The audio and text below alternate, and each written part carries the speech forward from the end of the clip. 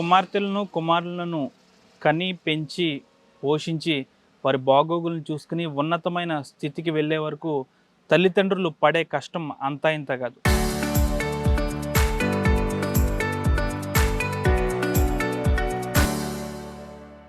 అయితే కొందరు కుమారులు, కుమార్తెలు వారు ఉన్నత స్థితికి వెళ్ళిన తర్వాత తల్లిదండ్రులను కనీసం పట్టించుకోలేని సమాజంలో ప్రస్తుతం ఉందని చెప్పొచ్చు. అలాంటి వారందరికీ ఆపద్బాంధవులుగా నిలుస్తున్నారు అగ్నిమాపక శాఖలో పనిచేస్తున్న ఒక ఫైర్ కానిస్టేబుల్. పశ్చిమ గోదావరి జిల్లాలోని పెనుగొండలో ప్రశాంతి అనాథాశ్రమాన్ని నెలకొల్పి అనాథలకు, అభాగ్యులకు అన్నీ తానే నిలుస్తున్నారు ఆ కానిస్టేబుల్. ఇంతకీ ఎవరా కానిస్టేబుల్? ఈ స్టోరీలో చూద్దాం.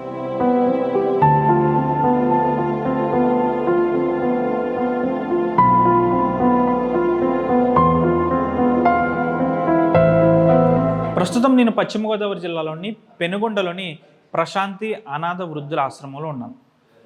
ఇతను చూసుకోవచ్చు, ఇతనికి 2 కుమారులు, ఆ వెనకాల ఉన్న వ్యక్తికి 3 కుమారులు, ఈ పక్కన ఉన్న వారికి 2 కుమారులు, ఆ వెనకాల ఉన్న వారికి అతనికి 1 కుమారుడు. అయితే ఈ కుమారులందరూ చిన్నతనం నుంచి వీరందరూ కష్టపడి పెంచి పోషించి వాళ్ళని వృద్ధిలోకి తీసుకొచ్చిన తర్వాత వారి జీవితంలో స్థిరపడిన తర్వాత తల్లిదండ్రులను, బాగోగులను కనీసం చూసుకోలేని పరిస్థితి ఏర్పడింది. వారి కుమారులందరూ కూడా ఇతరత్ర ప్రాంతాల్లో ఉండి కనీసం తల్లిదండ్రులను పట్టించుకోకపోవడంతో వీరందరూ అనాథలుగా మారారు.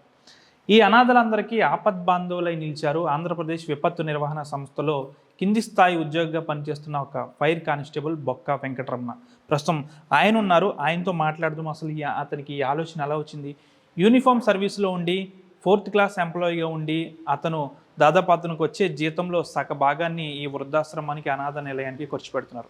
ఫస్ట్ ఆఫ్ ఆల్ ఆయనతో మాట్లాడిన సార్ మీకు ముందుగా ధన్యవాదాలు. ఎందుకంటే తల్లిదండ్రులను వదిలేస్తున్నారు కుమారులు, అలాంటి వారికి మీరు అభాగ్యులుగా నిలుస్తున్నారు. 4th క్లాస్ ఎంప్లాయీగా పనిచేస్తున్నారు. మీకు వచ్చే జీతమే అరాకొరగా ఉంటుంది. సాధారణంగా యూనిఫామ్ సర్వీస్లో ఉన్న వాళ్ళు కఠినంగా ఉంటారు, అది ఇది అంటారు.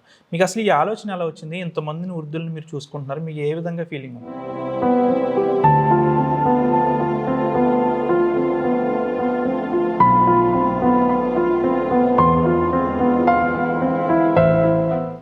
అందరికీ నమస్కారం. నా పేరు బివి రమణ. నేను కానిస్టేబుల్ కింద వర్క్ చేస్తున్నాను ఫైర్ డిపార్ట్మెంట్లో. నాకు ఈ ఆలోచన రావడానికి కారణం ఏంటంటే, నేను కూడా కింది స్థాయి నుంచి రావడం జరిగింది. అంటే చిన్నప్పటి నుంచి కూలి పని చేసుకుని నేను చదువుకున్నాను. అలాగే నేను చాలా కష్టపడ్డాను కూడా. అంటే ఒక రోజు అన్నం లేకపోతే ఆ బాధ ఏంటో నేను తెలిసిన వాడిని, చిన్నప్పటి నుంచి అనుభవించాను నేను. సో నేను నా బాధ నాకు తెలుసు కాబట్టి ఇలా అన్నం లేకోకుండా ఉండి, లేకపోతే నీడ లేకోకుండా ఉండి, ఇలా ఇబ్బందులు పడే వాళ్ళ కోసం మనం ఏదైనా చేయాలనే ఉద్దేశంతో చిన్నప్పటి నుంచి నాకు ఇదే ఆలోచన ఉంటూ ఉండేది. సో నేను చదువుకున్న తర్వాత కష్టపడుతూ ఇలాగా లేని వాళ్ళ కోసం నేను ఎలా చేయాలని నిరంతరం ఆలోచిస్తూనే ఉండేవాడిని. అలా నేను ఎంకామ్ అయిపోయిన తర్వాత కొన్ని ప్రైవేట్ జాబులు కూడా నేను చేయటం జరిగింది. అలాగే నేను ఎంకామ్ అయిపోయిన తర్వాత మరి కాలేజీ లెక్చరర్ కింద కూడా నేను కొన్ని సంవత్సరాలు పనిచేయడం జరిగింది. తర్వాత సబ్ ఇన్స్పెక్టర్ కానీ ప్రిపేర్ అయితే కనుక అది తప్పి నాకు ఈ ఫైర్ డిపార్ట్మెంట్లో కానిస్టేబుల్ కింద రావటం జరిగింది. వచ్చిన తర్వాత కూడా అది ప్రైవేట్ జాబ్లో మనం ఎంత చేయగలుగుతాము? మనకు వచ్చే ఆదాయమే తక్కువగా ఉంటుంది. సో మనం ఏదైనా గవర్నమెంట్ జాబ్ కొట్టి మనం కొద్దిగా ఆర్థికంగా స్థిరపడిన తర్వాత ఆ అమౌంట్తో కొద్దిగా మళ్ళీ లేని వాళ్ళందరికీ కూడా సాయం చేయాలనే ఉద్దేశంతో మనం కష్టపడి నేను సబ్ ఇన్స్పెక్టర్ ప్రిపేర్ అయితే ఆ జాబ్ తప్పి కానిస్టేబుల్ జాబ్ రావడం నాకు జరిగిందన్నమాట. వచ్చిన తర్వాత నేను ఏం చేస్తానంటే ఒక్కొక్కటి సేవా కార్యక్రమాలు చేసుకుంటూ రావడం జరుగుతుందన్నమాట. అదేంటంటే కనుక మేము ముందు స్టార్టింగ్లో టౌన్లో అంటే పాలకొల్లు, తణుకు ఇలాంటి ఏరియాల్లో రోడ్డు పక్కన ఉన్న వాళ్ళకి భోజనాలు పెట్టడాలో, లేకపోతే వాళ్ళ దుప్పట్లు పంచి పెట్టడాలో, లేదా బెడ్ డొనేషన్స్ ఇలాంటి సేవా కార్యక్రమాలన్నీ కూడా చేసుకుంటూ రావడం జరిగింది. దాని తర్వాత కూడా మేము అది అయిపోయిన తర్వాత నెక్స్ట్ మేము కైలాసరథం, ఫ్రేజర్ బాక్సులు, ఇవన్నీ ఆక్సిజన్ మిషను, తర్వాత 2 వీలర్ బైకు. అంటే కైలాసరథం అంటే ఏంటంటే ఎవరైనా చనిపోయిన వాళ్ళని మన శ్మశానానికి తీసుకువెళ్తుందన్నమాట. ఆ రథాన్ని ఏర్పాటు చేయడం జరిగింది ఉచితంగానే. అదే ఫ్రేజర్ బాక్స్, చనిపోయిన వాళ్ళని మనం డెడ్ బాడీని దాంట్లో ఉంచడానికి ఫ్రేజర్ బాక్స్ని ఏర్పాటు చేయడం జరిగింది. ఇది అయిపోయిన తర్వాత మేము ఆక్సిజన్ మిషన్ ఒకటి, టూ వీలర్ బైక్ ఎందుకు ఏర్పాటు చేస్తామంటే ఏదైనా యాక్సిడెంట్ జరగవచ్చు, ఏదో ప్రెగ్నెంట్ లేడీస్ ఉంటారు, ఎవరికి ఈ రోజుల్లో పల్లెటూరులో ఎవరైనా బండి ఇవ్వమంటే నాకు బండి పోయింది అది పోయింది అనేసి రకరకాలుగా చెప్తూ ఉంటారు. సో మన ఇంటి దగ్గర బైక్ ఉంటుంది, ఎనీ టైం ఎవరైనా వచ్చి వేసుకెళ్ళి వాళ్ళు హాస్పిటల్కి వెళ్ళి సర్వ్ అయిపోయిన తర్వాత ఆ బైక్ మనం మన ఇంటి దగ్గర పెట్టేయచ్చు అన్నమాట. ఇలాంటి కార్యక్రమాలు కూడా పెట్టడం జరిగింది.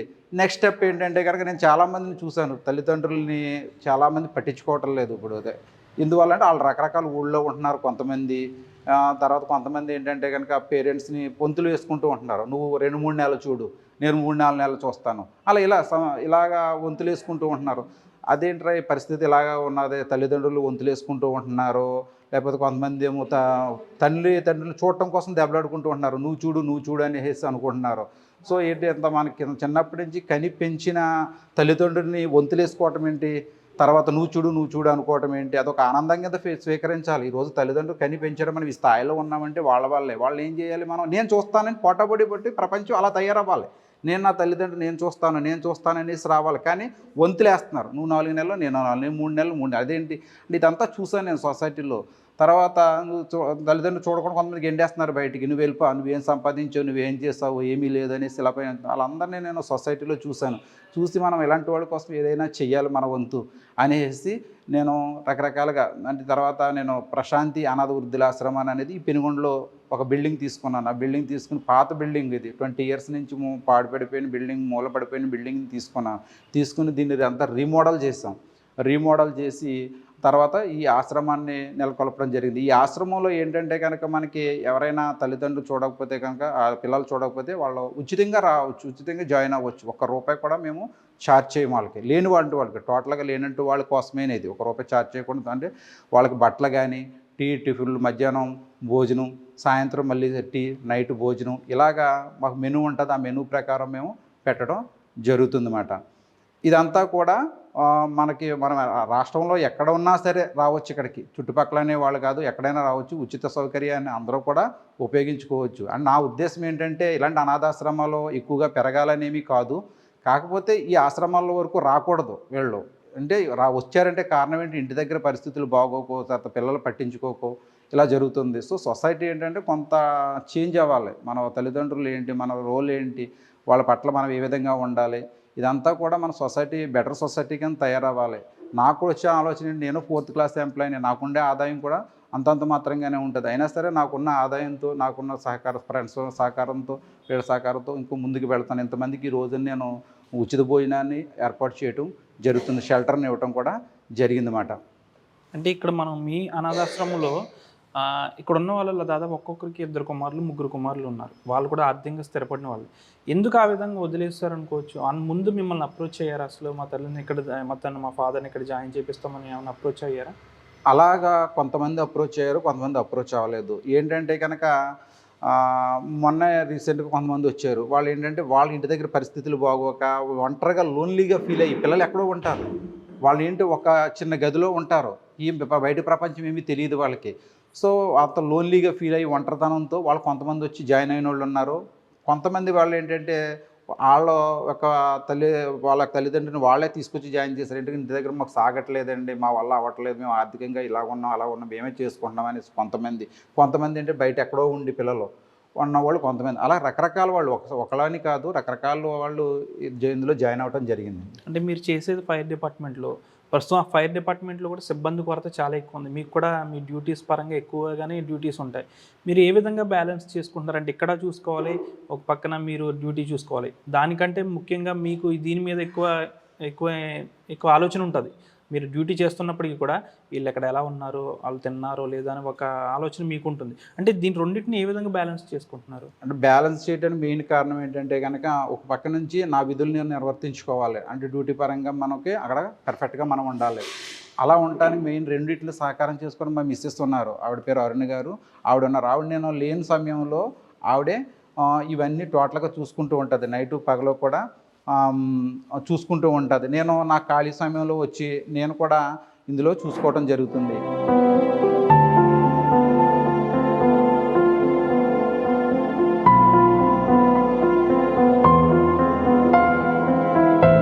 మిగిలిన మిగిలిన సమయం ఆవిడే టోటల్గా దీన్ని హ్యాండిల్ చేయడం జరుగుతుంది. ఇందులో రకరకాల సమస్యలు కూడా ఉంటాయి. ఒక్కొక్కరు నైట్ అప్పటికప్పుడే జ్వరం వచ్చింది అంటారు ఒకళ్ళు, లేకపోతే వామిటింగ్స్ అయినాయి అంటారు. ఇలా రకరకాలు ఇవన్నీ కూడా రకాలు. ఓల్డ్ ఏజ్ అనేది సింపుల్ ఏమీ కాదు. ఎంతమందిని ఇప్పుడు ఒక ఫ్యామిలీని మనం చూసుకోవటమే, ఒక నలుగురిలో ఉన్న ఫ్యామిలీని మనం చూసుకోవటమే చాలా ఇబ్బంది అవుతుంది ఈ రోజుల్లో. కానీ ఏంటంటే కనుక ఒక ఓల్డ్ ఏజ్ హోమ్ని మనం చూసుకోవాలంటే చాలా కష్టమైన విషయమే. ఇంతమందిని ఆరోగ్యం మన చేతుల్లో ఉంటుంది. వీళ్ళందరూ సరిగ్గా ఉన్నారా లేదా, సరిగ్గా వీళ్ళ ఆరోగ్యం ఎలా ఉంది, ఇవన్నీ చేసుకోగలుగుతున్నారా లేదా, ఇవన్నీ విషయాలని కూడా మనం బ్యాలెన్స్ చేసుకుంటూ రావాలి. ఆ విధంగా నేను చేయగలుగుతున్నాను అనమాట. అంటే ఇంతమందికి మీరు సర్వీస్ చేస్తున్నారు, మీకు ఏ విధంగా ఉంది, ఎటువంటి సాటిస్ఫాక్షన్ మీకు కలుగుతుంది అసలు? అంటే నాకు సాటిస్ఫాక్షన్ అంటే ఇది చేయటమే నా సాటిస్ఫాక్షన్. ఇలాగ ఎంతమందికి భోజనం పెట్టడమే నా సాటిస్ఫాక్షన్. ఎందువల్ల అంటే కనుక ఒక్కొక్కరు ఒక్కో రకమైన కిక్ ఉంటూ ఉంటుంది. ఒకళ్ళు ఆధ్యాత్మికంగా ఉంటారు, వాళ్ళు ఆ ఆధ్యాత్మికంగా వెళితేనే వాళ్ళ మనసు ప్రశాంతంగా ఉంటుంది. ఇంకొకళ్ళు ఇంకొక రకంగా ఉంటారు. కానీ నాకేంటంటే కనుక ఇది ఇలా సేవ చేయటం అనేది నాకు ఆత్మతృప్తినిస్తూ ఉంటుంది. ఎందుకంటే 10 మంది లేని వాళ్ళకి మనం భోజనం పెట్టడంలో ఉన్న తృప్తి ఇంకా ఎందులోనే ఉండదని నేను భావిస్తూ ఉంటాను. సో వీళ్ళందరికీ కూడా భోజనం అవి పెట్టడంలో తృప్తి నాకు చాలా సాటిస్ఫై అనిపిస్తుంది. అంటే మేము మొదట్లో దీంట్లోకి వచ్చిన వెంటనే ఒక మెనూ కూడా మీరు పెట్టారు. అంటే మనం అలాంటి మెనూస్ ఎక్కడంటే ఇప్పుడు ప్రభుత్వ పాఠశాలలో చూస్తున్నాం, సోమవారం పప్పు, ఇలా రైస్ అని. మీరు కూడా ఒక మెనూ అనేది కంటిన్యూ చేస్తున్నారు. ఆ విధంగానే ఏ విధంగా కంటిన్యూ చేస్తున్నారు అసలు? ఆ మెనూ ఎలా పెట్టామంటే ఇప్పుడు ఎవరైనా ఇప్పుడు అనాథాశ్రమం అంటే ఏంటంటే కనుక ఏదో డైలీ పొద్దున్నే ఉప్మా పెట్టేయటము, లేకపోతే ఇంకోటి పెట్టేయటము, ఇలా కాకోకుండా వీళ్ళకి మంచి నా ఉన్న ఒక సదుపాయాలతో మ్యాక్సిమం ఎఫెక్ట్ ఇచ్చి మెనూ నీట్గా చేయటం. రోజుకు ఒక వెరైటీ, ఒక రోజు పూరి వేస్తాం, ఒక రోజు గారేస్తాం, ఒక రోజు ఇడ్లీ వేస్తాం, ఒక రోజు ఇలాగ రకరకాలుగా డైలీ మళ్ళీ రిపీటెడ్గా కాకుండా వారంలో టిఫిన్, ఒక్కో రోజు ఒక్కో టిఫిన్ ఒక్కో చట్నీతో మనం ఒక ప్రిపేర్ మెనూ తయారు చేసుకున్నాం. అలాగే ఫుడ్ విషయంలో కూడా మేము మెనూ తయారు చేసుకోవడం జరిగింది. ఆ మెనూ ప్రకారం వీళ్ళందరికీ మేము పెట్టడం జరుగుతుంది. అంటే మన ఇంట్లో కంటే ఇక్కడ చాలా బాగుంటుంది. మనం ఇంట్లో కూడా అన్ని వెరైటీస్, రోజు అన్ని వెరైటీస్ చేసుకు తినాం. కానీ వాళ్ళకి అలాగా తృప్తికరంగా భోజనం పెట్టాలి అనేసి వాళ్ళ యొక్క తృప్తికరంగా తింటే నాకు ఆనందం వేరే రకంగా ఉంటుంది. వాళ్ళలో ఆనందం చూడాలనే ఉద్దేశంతో ఈ రకమైన మెనూ తయారు చేసి అంత చక్కగా నేను భోజనం పెట్టడం జరుగుతుంది. అంటే మీరు ఇంతమందిని ఇక్కడ చూస్తున్నారు కదా, మొదట్లో మీ దగ్గరికి వచ్చి జాయిన్ అయినప్పుడు వాళ్ళ సమస్యలు చెప్పుకుంటూ ఉంటారు. అంటే వాళ్ళ సమస్యలు మీకు ఏ విధంగా అనిపిస్తుంటాయి? వాళ్ళ సమస్యలు అంటే ఒక్కొక్కళ్ళు ఒక్కొక్క సమస్య చెప్తూ ఉంటారు. సో రీసెంట్గా ఒక ఆవిడ వచ్చింది. అంటే జాయిన్ అవుతూ వస్తూ ఉంటారు, కొంతమంది వెళ్తూ ఉంటారు రకరకాలుగానే. కొంతమంది జాయిన్ అయిన వాళ్ళు టెంపరీగా ఇంట్లో ఎమోషనల్గా వస్తూ ఉంటారు. ఒక ఆవిడ వచ్చి ఇలా వెళ్ళిపోతే గోదాట్లో దూకేస్తాకి వెళ్ళిపోతుంటే మన ఆశ్రమం బోర్డు కనపడ్డదంట. స్టాప్ మన ఆగిపోయి లోపలికి వచ్చింది. వచ్చేస్తే ఆవిడ ఏంటంటే ఒంటి నిండా బంగారం నగలు ఉన్నాయి, ఇంచుమించుకు 10 లక్షలు వాల్యూ చేసే నగలే ఉన్నాయి, ఆభరణాలే ఉన్నాయి. ఆవిడలో ఏడుస్తూ వచ్చేసింది. ఏమంటే ఇలాగ మీ ఆశ్రమానికి వచ్చానండి అని. ఏమంటే ఏంటంటే ఏడ్చేస్తుంది. ఏంటంటే ఒక కూల్గా ఉండమని అప్పుడు భోజనం పెట్టి ఇచ్చి సాయంత్రం అడిగేటప్పటికి ఇలా ఇంట్లో గొడవ అయిందండి అని అన్నారు. ఓకే, ఒంట్లో గొడవ అయింది అని అన్నారు. అంటే ఆ గొడవ అయింది ఏంటమ్మా ఇవన్నీ అనేటప్పటికీ ఆవిడ చాలా ఉన్నత కుటుంబానికి చెందిన వ్యక్తి. కానీ ఆవిడ ఏం చేస్తాము, అలా మన బోర్డు చూసి వచ్చింది. ఆవిడ ఉంచి జస్ట్ మీరు ఉండండి అమ్మని ఒక 2-3 రోజులు ఉంచేటప్పటికి ఆవిడ ఈ విషయాలన్నీ కనుక్కునేటప్పటికి ఆవిడ పలానా అని చెప్పింది. చెప్తే వెంటనే వాళ్ళకి నేను ఇంటిమేట్ చేశాను. ఇక్కడ ఆశ్రమంలో ఉందంటే మరి ఇది కాబట్టి వెంటనే వాళ్ళకి ఇంటిమేట్ చేయడం జరిగింది. ఇంటిమేట్ చేసిన జరిగితే వాళ్ళందరూ వెంటనే 4-5 కార్లు వేసుకుని వచ్చారు ఆవిడ కోసం. అయ్య బాబు రక్షించారండి, మీ ఆశ్రమం ఉన్నది కాబట్టి ఈవిడ బతికిన తర్వాత ఏ గోదాట్లో దూకేద్దు నేను. 4 రోజులు ఆశ్రయం ఇచ్చాం. ఎందుకంటే ఎమోషనల్గా ఉంటారు ఆ సమయంలోని. మన బోర్డు చూశారు, వచ్చారు, ఇందులో ఉన్నారు, 4 రోజులు ఉన్నారు, వెళ్ళారు. వాళ్ళు ఏంటంటే లేకపోతే మనం బోర్డు అటు చూడకోకుండా ఆశ్రమం ఉన్నదని ఇక్కడ తెలియకపోతే ఆవిడ ఏదో సూసైడ్ చేసుకుందాను. సో ఆవిడ కూల్ అయిన తర్వాత వాళ్ళందరూ వచ్చి కారు వేసుకుని ఇంటికి తీసుకెళ్లారు. సో అదొక సాటిస్ఫాక్షన్. ఎందుకంటే అలాగే చాలామంది వచ్చారు మా దగ్గరికి, సూసైడ్ చేసుకుందాం అనుకున్న వీళ్ళు రకరకాలు చనిపోక ఇక్కడ ఉన్నారని టెంపరీగా వచ్చి వాళ్ళు రిలీఫ్ అయిన తర్వాత వాళ్ళ సమస్యలు కొద్దిగా మెంటల్గా కూల్ అయిన తర్వాత ఇంటికి వెళ్ళారు. ఈ విధంగా కూడా మేము చేయగలుగుతున్నాం అన్నమాట. ఇక్కడ వృద్ధులు ఉన్నారు, ఈ అబ్బాయిని కూడా మీరు చూసుకుంటున్నారు సార్?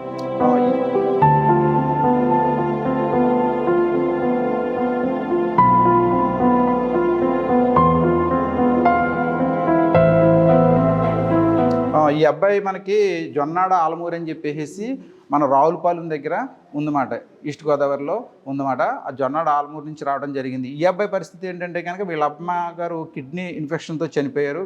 వీళ్ళ ఫాదర్ కూడా హాస్పిటలైజే. ఇక్కడ మనకి ఏంటంటే ఇక్కడ గవర్నమెంట్ హాస్పిటల్ పెనుగొండలోనే మనకి జాయిన్ చేసాం మనం వీళ్ళ ఫాదర్ని కూడా. జాయిన్ చేస్తే ఆయన క్రిటికల్ పొజిషన్గా ఉంది కాబట్టి మనం అతను పంపించేయడం జరిగింది. ఎందుకంటే ఇక్కడ అకామిడేషన్ అంత ఉండదు మన దగ్గర. ఈ అబ్బాయిని మాత్రం మనం ఉంచుకోవడం జరిగింది. ఈ అబ్బాయిని ఏం చేస్తామంటే మన వంతు కింద లోకల్ ప్రైవేట్ స్కూల్ ఒకటి ఉంటే కనుక వాసు విజ్ఞాన్ అనే స్కూల్ ఈ పెనుగొండలోనే ఉంది. ఆ స్కూల్లో వాళ్ళ యాజమాన్యం వారు ఈ అబ్బాయికి ఫ్రీగా నేను ఇస్తానని చెప్పారు ఎడ్యుకేషను. సో ఆ అబ్బాయిని ఇక్కడ స్కూల్లో జాయిన్ చేసి ఇక్కడే చదివించడం జరుగుతుందన్నమాట.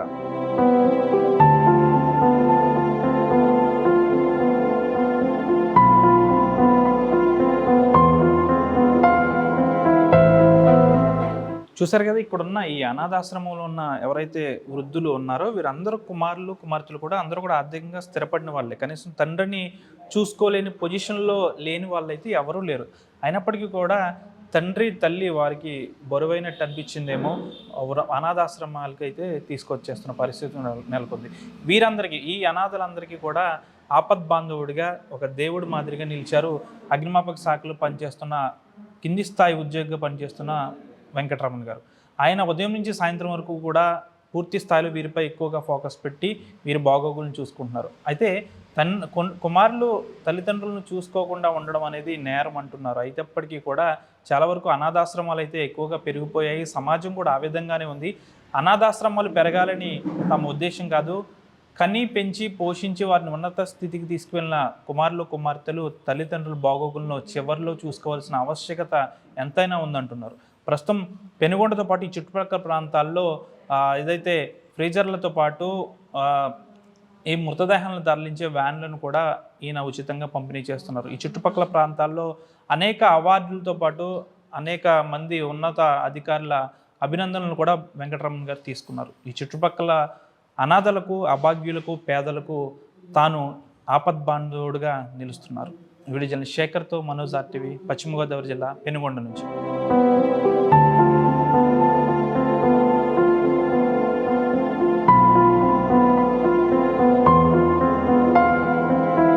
చరిత్ర సృష్టించినోడు